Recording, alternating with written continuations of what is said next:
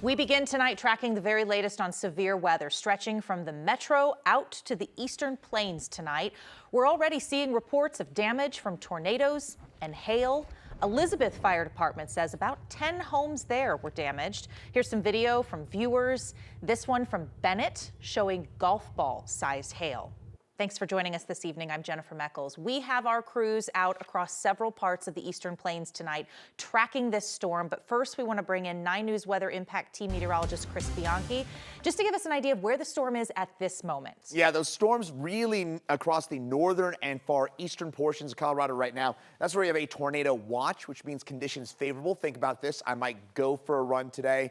A warning means I am running. That means it's taking place. That's when you take action. But a watch means conditions favorable for tornadoes across northeast Colorado until 8 p.m. for the next just under 3 hours. We've got a bunch of severe thunderstorm warnings, including Phillips and Sedgwick counties here. Did have an earlier tornado warning through parts of Yuma County. Now seeing those strongest storms into, again, Phillips, Sedgwick, as well as eastern Logan County. So I-76 north and east of Sterling, I would avoid that. We've got some big hail likely out there with some golf ball sized hail, if not larger than that. Likely, in fact, we're going to check in with that area here in the next few minutes. Meantime, here in the Denver area, yes, we had that tornado earlier on here across the east side of the metro area, but mostly we've been left alone across the heart of the urban corridor so far. We're seeing a few rumbles of thunder start to pop on up, especially out here on the east side of the metro area, and a bit further north. We've also had some of that as well.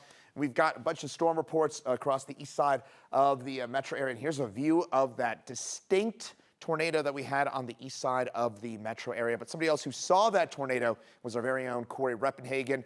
And Corey, what a busy day of severe weather for us across the eastern plains and also across the east side of the metro area. But Corey, you're in Yuma County where that severe threat still not done yet.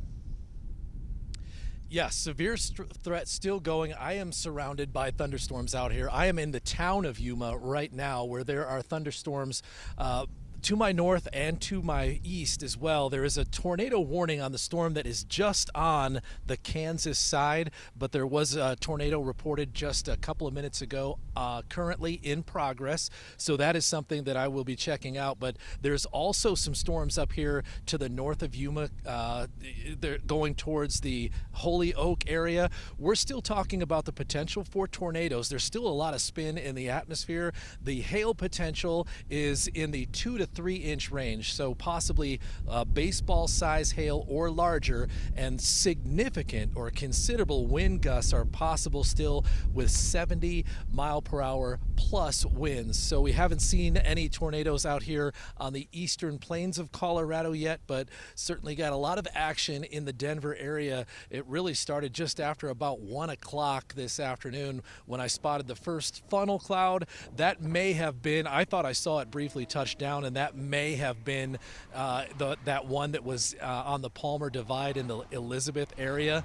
And once that kind of moved up towards Denver International Airport, it touched down on the ground again just to the south of I-70. At one point, there were 2 tornadoes. I was looking at 2 tornadoes at once, one to the south of I-70 and another one developing almost right on top of I-70 headed towards Bennett, and that ended up being the bigger and longer lasting tornado that went through the town of Bennett. I drove through the entire town while I was trailing that tornado, and it didn't dissipate until it got to the north of Strasburg. So it has been a very active day, and there is still a few more hours left in this severe weather threat out here on the eastern plains. Places like Ray to my east here and also Holyoke to the northeast are going to be under a threat of these storms for the next couple of hours. So that is where I will be, Chris, continuing to watch these storms. All right, Corey, thank you so much. Please stay safe while you're out there. We have another crew member, 9 News reporter Rachel Kraus, working for us in Elbert County tonight. Rachel, you're in one neighborhood where we've heard about some homes that were damaged. Luckily, no reports of any injuries, though. What's up out there, Rachel?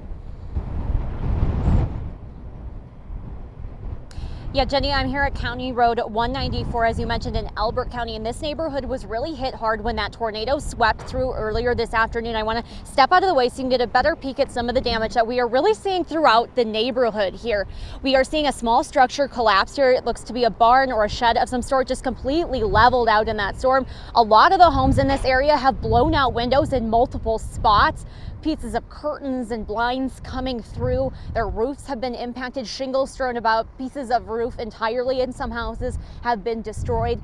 We're seeing trees knocked over, and we're seeing big pieces of metal debris kind of getting caught in shrubs and bushes and trees in this area. A lot of folks have been out throughout the afternoon as we've been here gathering and talking to folks in the area, working to board up windows and get some of that debris cleared away.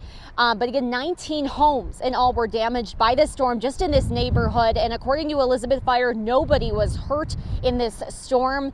At least one dog we know was hurt by the tornado. 2 others were missing from the storm. And again, we've seen crews out here throughout the day working to talk to folks, check in with residents, make sure they have the support that they need, keeping an eye on the area. Utility folks working to get things disconnected safely so that that work can begin.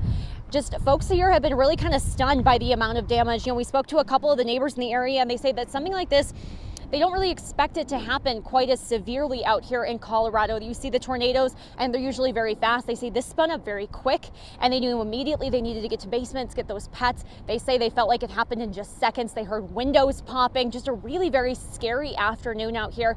And just in the past 20 minutes or so, we've seen the winds come back in. We've seen those clouds come back in, and we just hope folks don't have to deal with rain on top of everything else that they need to clean up.